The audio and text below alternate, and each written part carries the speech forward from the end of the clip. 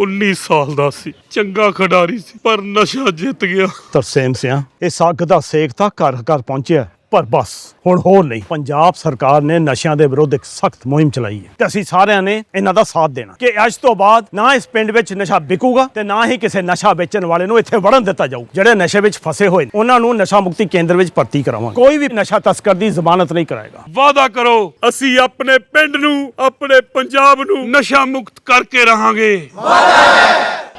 देश के मुखिया सऊदी अरब में थे, पूरा कार्यक्रम उन्होंने संपूर्ण किया, वापस आए और वो पहलगाम भी नहीं जा पाए और बिहार में जाके चुनावी भाषण दे रहे। अगर पहलगाम में कोई गया तो हमारा नेता राहुल गांधी गया। अगर पहलगाम में जो लोगों की मृत्यु हुई उनके लिए अगर शहादत की मांग कोई कर रहा है तो हमारा दल का नेता राहुल गांधी कर रहा है। लोकसभा में ऑपरेशन सिंदूर पर चर्चा हुई। रक्षा मंत्री राजनाथ सिंह ऑपरेशन सिंदूर पर बोले, लेकिन कांग्रेस सांसद गौरव गोगोई ने उनके भाषण पर सवाल खड़े कर दिए। गौरव गोगोई ने कहा, हमें कई सवालों के जवाब नहीं मिले। और ये चर्चा इसलिए हो रही है क्योंकि हाल में ही जो युद्ध हुआ वो एक सूचना का युद्ध था। एक प्रकार से हम पड़ोसी देश और दुनिया भर को सच्चाई की सूचना देना चाहते थे और कुछ ऐसे ताकत थे, ऐसे शक्तियां थी जो भ्रम का सूचना सारे देश में, सारे दुनिया में फैला रहे थे। और इसीलिए इस चर्चा का विशेष मांग ये है कि आज सच्चाई सदन में आनी चाहिए। सच्चाई पहलगाम की आनी चाहिए, सच्चाई ऑपरेशन सिंदूर की आनी चाहिए, सच्चाई विदेश नीति की आनी चाहिए। और यही आज हमने सूचना का जो युद्ध की बात हम कर रहे हैं वो आज हमने आदरणीय राजनाथ सिंह के भाषण में सुना। बहुत से सूचनाएं दी उन्होंने, बहुत से जानकारी दी, लेकिन रक्षा मंत्री होने के नाते ये नहीं कहा कि पहलगाम में दहशतगर्द कैसे आए। ये नहीं कहा कि बेसारन में जहां पर 1000 लोग जाते हैं, खुशियां मनाते हैं, कैसे 5 दहशतगर्द वहां पर जाकर 26 लोगों की गोलियों से छलनी करते हैं। ये बात, ये सूचना रक्षा मंत्री ने नहीं दी। यही है सूचना का युद्ध कि इतनी जानकारी देते हैं कि कभी कभी सवाल पूछना भी भूल जाते हैं। और आज ये है हमारे विपक्ष का कर्तव्य कि हम सवाल पूछेंगे देश हित में, राष्ट्र हित में। आज देश ये जानना चाहता है कि वो 5 दहशतगर्द कैसे घुसे और उन दहशतगर्दों का भी मकसद था। पाकिस्तान से आए हुए वो दहशतगर्दों का क्या मकसद था? उनका मकसद था कि जम्मू कश्मीर की अर्थव्यवस्था को तनाव करना, विनाश करना। उनका मकसद था कि भारत देश में एक सांप्रदायिक वातावरण का जन्म देना। उनका मकसद यह था कि भारत और पाकिस्तान का एक हाइफिनेशन होना, यह था उनका मकसद। लेकिन सर, मुझे दुख है कि आज राजनाथ सिंह जी ने सैनिकों की बात तो की, लेकिन जो हमारे भारत की जो आवाम है, जो जनता है, जो उन्होंने पाकिस्तान के दहशतगर्दों का पूरी जो मंशा है उस पर उन्होंने पूरा नकारा और हम एकजुट रहे। हम मुझे भारतीय होने का गर्व है। हमने देखा बेसारन में कि किस प्रकार से जम्मू और कश्मीर के लोगों ने पूरे देश भर से आए हुए जितने भी पर्यटक थे उनकी मदद की। हमने ये देखा कि किस प्रकार से देश भर के जो पर्यटक जो जम्मू कश्मीर में थे उन्होंने अपने जम्मू कश्मीर के भाइयों को धन्यवाद दिया।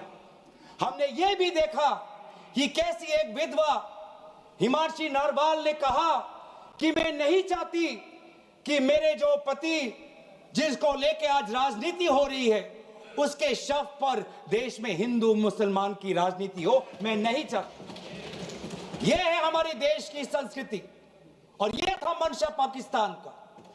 और मैं ये भी गर्व महसूस करता हूं कि सारे विपक्षी राजनीति दल, हम सब एकजुट होकर, राहुल गांधी जी ने एक साफ साफ कहा कि हम सरकार के साथ हैं और सरकार को पाकिस्तान को एक ठोस मजबूत कदम देना ही पड़ेगा।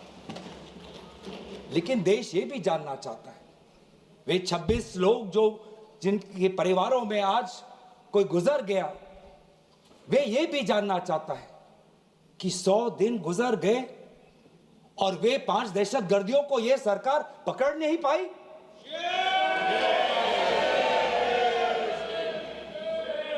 देश के वो लोग ये भी जानना चाहते हैं कि ये जो 5 दहशतगर्दे थे, दहशतगर्दी जो आए टेररिस्ट, निश्चय इनको किसी ने पनाह दी, निश्चय इनको किसी ने जानकारी दी, निश्चय ये पूरा जो 1 घंटा का जो उन्होंने गोला बारूदी की, उसके बाद ये फरार हो गए, उनको फरार होने में भी किसी ने उनकी मदद की। और आज भी ये 100 दिन हो गए और सरकार के पास कोई जवाब नहीं। आज आपके पास ड्रोन है, आपके पास पेगासस है, आपके पास सैटेलाइट है, वहां पे सीआरपीएफ है, वहां पे बीएसएफ है, वहां पे सीआईएसएफ है, वहां पे आदरणीय गृह मंत्री कुछ दिन पहले ही गए थे पूरा रिव्यू लेने के लिए और आप किसी को पकड़ नहीं पाए। ये कैसी है, ये कैसा बंदोबस्त? आपने कहा कि आर्टिकल 370 के चले जाने के बाद जम्मू कश्मीर सेफ है, जम्मू कश्मीर में आइए, लोग आए, लोगों ने अपने आप को सुरक्षित महसूस किया। लेकिन बेसारन में देखा कि कितने वो निहत्थे थे, कितने वो असहाय थे कि लगभग 1 घंटा लगा एक एम्बुलेंस उनके पास पहुंचने के लिए। पुलिस पर अगर आर्मी भी आई तो चल के आई। और सर, मैं वो नजारा भूल नहीं सकता, एक मां और एक बेटी चल के नीचे आ रही थी, एक भारत के सिपाही को देखा और सिपाही को देखकर वो रो पड़े, खुशी से नहीं, डर से, क्योंकि उनको लगा कि वे दहशतगर्द जिन्होंने सिपाहियों का यूनिफॉर्म पहनकर वहां पर लोगों को मारा, आज वही दहशतगर्द आज पहाड़ के नीचे उनका इंतजार कर। उस भारत के सिपाही को कहना पड़ा कि मैं भारतीय हूं, तुम डरो मत, मैं भारतीय हूं, तुम सेफ हो, सुरक्षित हो। ऐसा दहशत उन्होंने महसूस किया। इस दहशत के ऊपर, इस डर के ऊपर आदरणीय राजनाथ सिंह एक शब्द तो कहते, आप एक शब्द तो कहते। ये आपकी भी जिम्मेवारी है राजनाथ जी, ये आपकी भी जिम्मेवारी है, रक्षा मंत्रालय का भी जिम्मेवारी है। बार बार हम ये देख रहे हैं सर कि आदरणीय गृह मंत्री जाते हैं, कहते हैं कि बहुत अच्छा बंदोबस्त हो गया है, टेररिज्म के हमने उनकी रीढ़ की हड्डी तोड़ दी। तब भी उरी होता है, तब भी बालाकोट, तब भी पुलवामा होता है, तब भी पहलगाम होता है। अंत में जाके जिम्मेवारी कौन लेता है? जम्मू कश्मीर के लेफ्टिनेंट गवर्नर नहीं। अगर जिम्मेवारी किसको लेनी पड़ेगी तो आदरणीय गृह मंत्री आपको लेनी पड़ेगी, नैतिक जिम्मेवारी आपको लेनी पड़ेगी। आप लेफ्टिनेंट गवर्नर के पीछे नहीं छुप सकते, आप लेफ्टिनेंट गवर्नर के पीछे ये केंद्र सरकार नहीं छुप सकती, क्योंकि गृह मंत्री खुद वहां पे थे कुछ ही हफ्ते पहले, खुद उन्होंने सिक्योरिटी का रिव्यू लिया कि आपके पास जानकारी नहीं थी।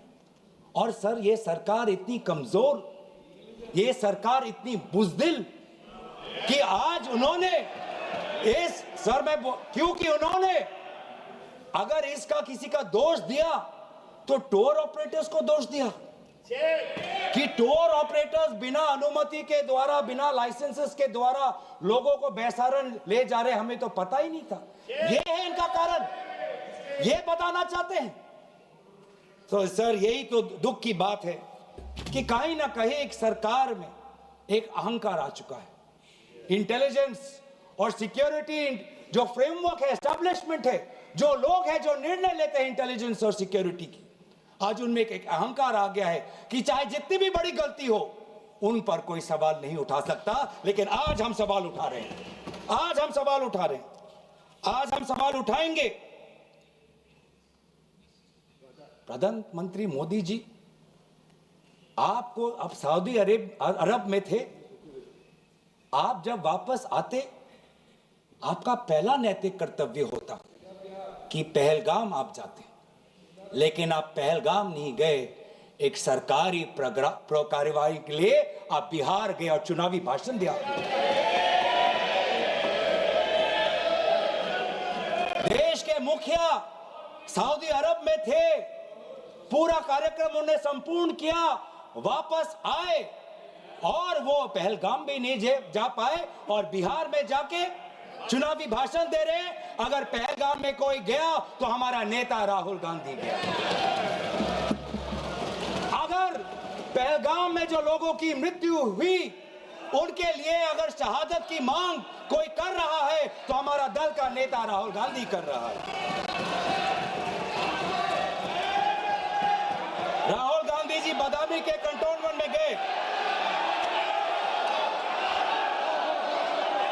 सर मैं बोलूं? Sir house in order, sir house in order में sir house is not in order में रहेगा सर। टाइम लेकिन आप तथ्यों पे बोले, गलत सूचना नहीं दे सदन में, गलत सूचना मत दे। हम बोले इसके ऑर्डर में लाइए सर। हाँ, कोई सदन में गलत तथ्य नहीं रख सकते आप। सर मैं बोलूं सर कैमरा आएगा मेरे पे। धन्यवाद। आदरणीय अध्यक्ष महोदय, आदरणीय अध्यक्ष महोदय, अब बात आती है ऑपरेशन सिंदूर की। आज मैं राजनाथ सिंह जी का भाषण सुन रहा था। मुझे पता नहीं चल रहा था कि राजनाथ सिंह जी जो भाषण दे रहे थे वो किस समय का उजागर कर रहे थे, वो किस समय का उजागर कर रहे थे, वो किस समय का उजागर कर रहे थे। क्या वो 2016 के बाद क्या उन्होंने ये नहीं कहा कि हम घुस के मारेंगे और पाकिस्तान को आज वो उनका जो भी टेररिस्ट इंफ्रास्ट्रक्चर है उसको खत्म कर देंगे?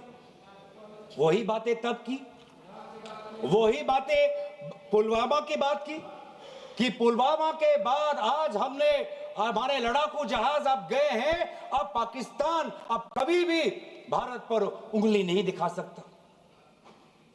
और उसके बाद आज दोबारा वही बातें कर रहे हैं, आज दोबारा वही बातें कर रहे हैं कि हम घुस के मारे, हमने ये किया फलाना किया। और ये अब भी कह रहे हैं कि ऑपरेशन सिंदूर कंप्लीट नहीं हुआ, अधूरा है, क्योंकि कल को जाके दोबारा पाकिस्तान कर सकता है। ये खुद कह रहे हैं, ये खुद कह रहे हैं, ये खुद कह रहे हैं कि इसके पश्चात भी पाकिस्तान कल को जाके कर सकता है। तो ये कैसा, ये जो सफल कैसे हुआ, फिर क्या सफल हुआ?